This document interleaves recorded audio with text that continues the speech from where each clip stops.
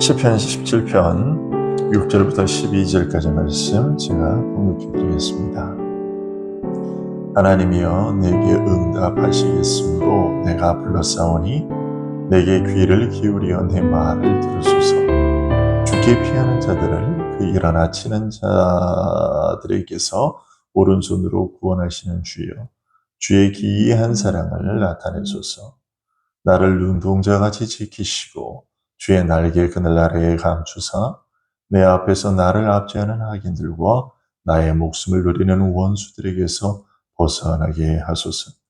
그들의 마음은 기름에 잠겼으며 그들의 입은 교만하게 말하나이다. 이제 우리가 걸어가는 것을 그들이 웃어서 노려보고 땅에 넘어뜨리려 하나이다. 그런 그 움킨 것을 찢으려 하는 사자 같으며 은밀한 곳에 엎드린 젊은 사자 같으니이다. 아멘. 다윗은 오늘 본문인 이 시편 17편을 시작하면서 하나님께 자신의 의의 호소, 즉 자신의 의로움을 들어달라고 호소를 했었습니다. 하지만 다윗이 아뢰는 그 의로움은요, 다윗 자신이 이루어낸 의로움이 아닙니다. 그런 자신의 의로움의 그 출처에 대해 밝히기를 3절에서 주께서 내 마음을 시험하시고 밤에 내게 오셔서 나를 감찰하셨으나 흠을 찾지 못하셨사오니 내가 결심하고 입으로 범죄하지 아니하겠다라고 얘기했어요. 즉 하나님께서 밤마다 다윗을 권고하시고 마치 금은을 연단하고 정면하듯이 불순물을 제거하듯 해서 이루어내신 그 결과다라고 얘기를 했죠. 죄로 더러워지고 의로움을 상실한 그 불의한 죄인에게서 하나님께서 친히 그의 능력으로 이루어 주신 의로움, 곧 은혜의 의라고 밝히고 있습니다. 그래서 이 의로움은 흠을 찾지 못하는 의로움이다 라고 3절 마지막에서 얘기를 하지요. 나를 감찰하셨으나 흠을 찾지 못하셨사오니. 그런데 그렇다고 오해하지 말아야 할 것이 있는데 그것은 지금 이 땅에 사는 동안 아무 흠도 찾지 못하는 완벽한 상태다라고 얘기하는 것은 아니라는 얘기입니다. 하나님께서 성도에게 이루신 의로움은 이 땅에서부터 시작돼서 점차적으로 이루어지는 것이어서 때로는 우리의 부패한 성품을 따라서 부족한 모습과 허물이 나타나는 것이 사실이지만 하나님께서 우리에게 이루시는 그 의로움 자체는 완벽하다라는 그런 얘기입니다. 점진적인 변화를 거쳐서 궁극적으로는 우리를 하나님 앞에서 점도 흠도 없는 온전한 자로 세우실 것이기 때문에 완전한 것이다 라고 말하고 있는 것입니다. 다윗은 이런 경험을 했기 때문에 그리고 자신의 변화된 그런 모습을 보면서 이것을 확인하고 있기에 담대하게 무엇이라고 외치느냐? 내가 결심하고 입으로 범죄치 아니하리이다 라고 고백하는 것입니다. 그리고 5절에서 나의 걸음이 주의 길을 굳게 지키고 실족하지 아니하였나이다 라고 말하는 것이죠. 즉 사람이 행해야 할 마땅한 도리에 있어서는 하나님의 말씀을 쫓아 행했고 그의 길을 굳게 지키고 떠나지 않았으며 이것은 오직 하나님께서 끊임없이 나를 연단해서 이루신 결과다라는 그런 말입니다. 이런 은혜의 경험에 근거한 그런 담대한 믿음과 소망으로 다윗은 오늘 말씀에서 이렇게 부르짖습니다. 6절을 보시면요. 6절 같이 한번 같은 마음으로 한번 볼까요? 6절 하나님이여 내게 응답하시겠으므로 내가 불렀사오니 내게 귀를 기울여 내 말을 들으소서. 흉악한 죄인인 자신을 불러서 거룩한 성도의 모습으로 날마다 빚어가시는 그 하나님의 은혜를 경험한 것. 그래서 자기에게서 일어나는 변화에서 이 사실을 확인한 것이 다윗으로 하여금 감히 그의 부르짖음과 간구에 대해서 하나님께서 반드시 응답하실 것을 확신하게 하고 있는 겁니다. 부패한 나를 버리지 않으시고 날마다 교훈해서 바르게 하시고 연단하시는 그런 하나님이시라면, 3절에서 얘기한 그런 하나님이시라면 반드시 내 기도 역시도 들으실 것이다 라고 확신하는 겁니다. 이런 확신 때문에 6절에서 내게 응답하시겠으므로 라고 얘기합니다. 반드시 응답하실 거예요. 그런 확신에 근거해서 다윗은 자신이 처한 구체적인 위험에서 하나님의 구호 건져주시기를 하나님께 이제 요청을 합니다. 7절을 보시면 이렇게 얘기를 하고 있죠. 똑같이 읽겠습니다.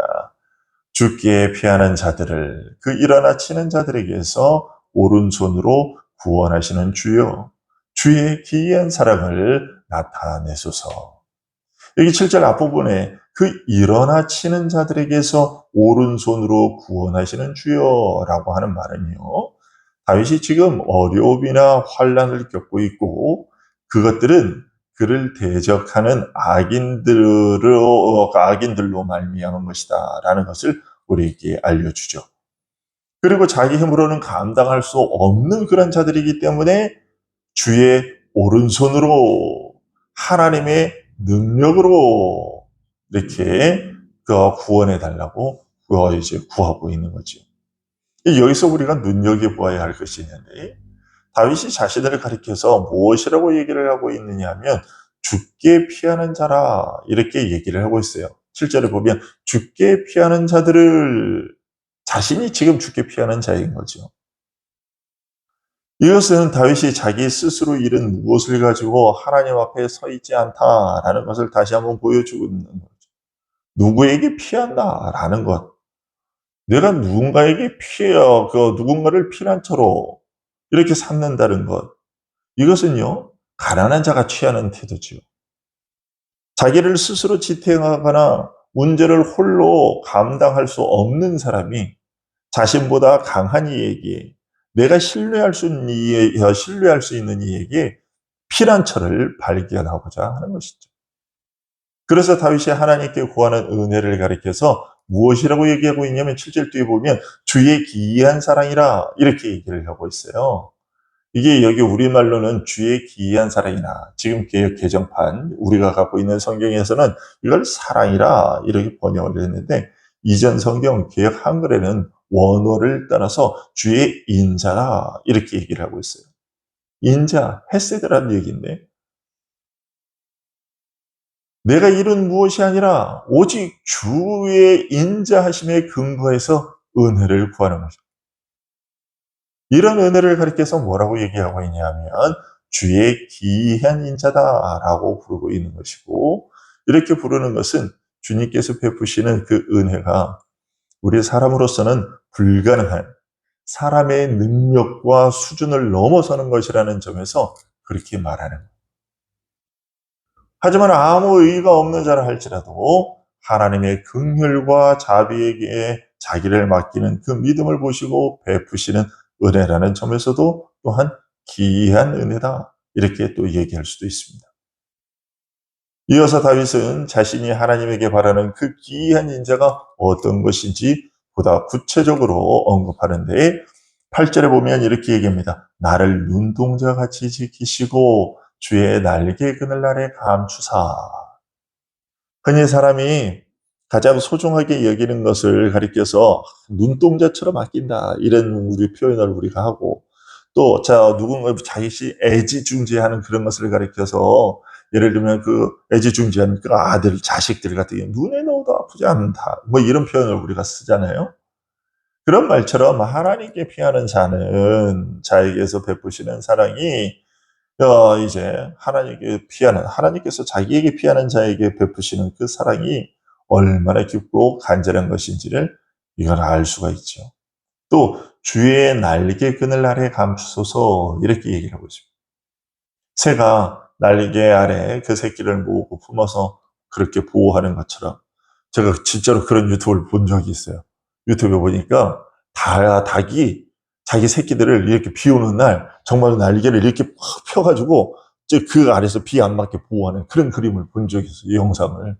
정말로 그러더라고요. 그런 것처럼 하나님께서 온 몸과 영혼을 하나님께 온 몸과 영혼을 맡기고 의탁하는 자를 보호하시고 지키시는 은혜가 얼마나 포근하고 안전한 것인지를 알고 있는 거죠. 이 말에 이어서 이처럼 깊은 사랑과 은혜로 대적에게서 구원해 주시되 나를 파괴하는 악인에게서 벗어나게 하시고 나를 애워싸고 목숨을 누리는 대적으로부터 구해 주시기를 구합니다. 9절 보시면 또 읽겠습니다. 내 앞에서 나를 압제하는 악인들과 나의 목숨을 누리는 원수들에게서 벗어나게 하소서. 이 악인을 가리켜서 어떤 자라고 표현하고 있냐면 나를 압제하는 자다. 곧 나를 이 히브리어로 그 워드를 보면 나를 파괴하는 자다. 이렇게 압제보다도 조금 더 확실하죠. 나를 파괴하는 자다라고 말하고 있어요. 어떤 자가 이냐? 사람을 파괴하고 무너뜨려서 황폐하게 만드는 세력을 그렇게 지칭하고 있는 거죠. 이렇게 그의 목숨을 노리는 자들의 정체는 대체 무엇인가? 도대체 이렇게 그들의 정체는 무엇이냐? 10절에서 이렇게 밝히고 있어요. 그들의 마음은 기쁨에 잠겼으며 그들의 입은 교만하게 말하나이다. 지금 다윗을 파괴하려고 하는 자들은 어떠한 자냐? 교만한 자라는 것입니다. 약한 자에게서 착취한 것으로 배부르고 살쪄서 기름에 절은 자고 교만한 말로 자기를 높여 자랑하는 자들. 이 악인의 공통적인 특징이 바로 이 교만입니다. 악인은 두려워함이 없어요. 참으로 교만합니다.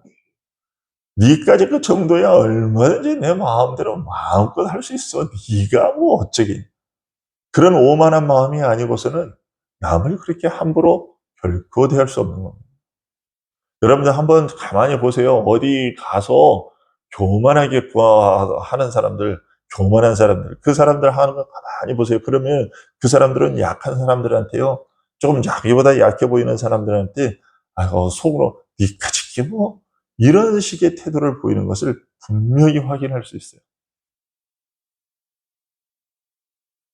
심지어 하나님까지도 안중에 두지 않기 때문에 그의 말씀과 계명을 짓밟고서도 감히 그렇게 악을 행하는 겁니다.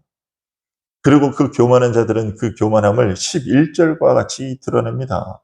11절 보시면 이에 이제 우리가 걸어가는 것을 그들이 애워싸서 노려보고 땅에 넘어뜨리려 하나이다. 바른 길을 가고자 하는 자를 애워싸고 지켜보면서 어떻게 해서든지 그를 땅에 넘어뜨리려고 한다는 거죠. 이런 악을 행하는 자들은 혼자 죄 짓는 경우가 드물고요. 자기의 죄에 남을 끌어들입니다. 선한 자는 다른 사람들에게 선을 보내서 살리려고 하는 반면에 악인은 다른 사람을 유혹해서 위협하고 죄짓게 함으로써 함께 자기와 함께 망하게 합니다. 고연히 심사가 뒤틀려서 미워하고 핍박하는 이런 그들의 심사를 다윗은 12절에서 이렇게 표현합니다. 그는 그 움킨 것을 찢으려 하는 사자 같으며 은밀한 곳에 엎드린 젊은 사자 같으니이다. 은밀한 곳에서 먹이를 잡기 위해서 숨어서 기다리고 숲을 가운데 탁 엎드려서 납작.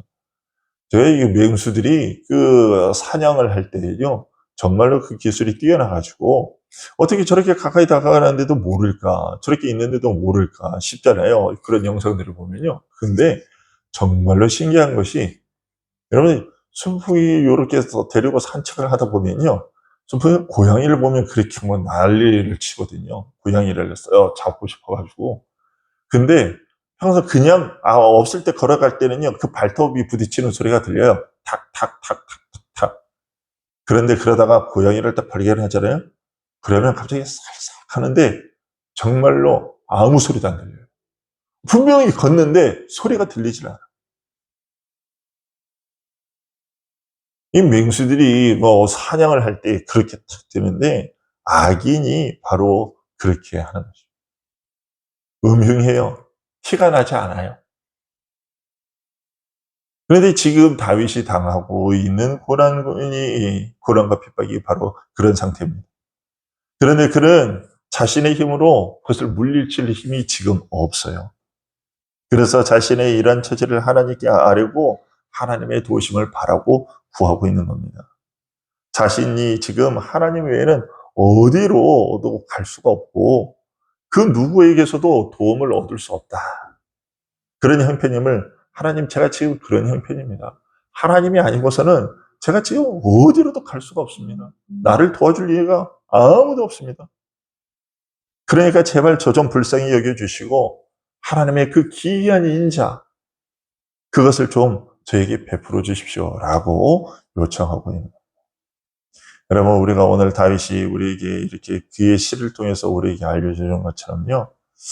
여러분 우리가 기도하는데 우리가 기도하고 오늘 이 자리에 나온 것 이게 우리가 경험에 의한 것이 아니에요. 다 또 하나님께서 자신을 의롭게 만드시고 자기를 늘 찾아오셔서 자기를 그렇게 돌보시고 그렇게 감춰서 단련하시는 그런 것들을 경험해서 자신을 의롭게 만들고 그런 거룩한 자리로 이끌어 가시려고 하는 하나님을 경험했잖아요. 그런 하나님이라고 그러면 내 기도에 응답해 주시지 않으실 리가 없다라는 이런 확신을 한 것인데 우리도 마찬가지 아니겠어요? 우리도 그간의 우리의 삶의 경험들을 통해서 그것을 확인했어요. 하나님이 내 기도에 응답해 주지 않으실 리가 없다라는 것이요. 그리고 지금 우리 주위에는 우리에게는 여러분에게는 정말로 하나님이 아니고서는 도무지 도와줄 수 없는 어떻게 해볼 수 없는 그런 문제들이 있는 줄 압니다.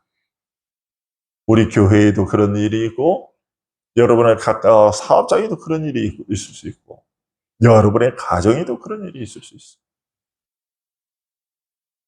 그런데 이제 그때 우리가 도대체 하나님께 나아가서 구하는 거 하나님 외에 우리가 도대체 어디 가서 우리의 이 답답한 사정을 호소하고 또 아뢰겠습니까? 물론 다윗이 오늘 본문에서 얘기하고 있는 이것은 무엇보다도 영적인 것을 얘기하는 것이죠. 끊임없이 우리를 괴롭히는 하나님의 백성을 괴롭히고 그들을 넘어뜨려서 죄로 끌고 가려는 그래서 하나님으로부터 멀어지게 만들려는 하나님을 믿는 신앙에서 포기하게 만들려고 하는 사탄과 그의 종로 졸기들 그런 자들을 또 궁극적으로는 그런 자들을 얘기를 하는 것이지만 그러나 또 그런 것뿐만이 아니라 우리의 삶에 있는 현실에 부딪히는 여러 가지 문제들도 그렇죠.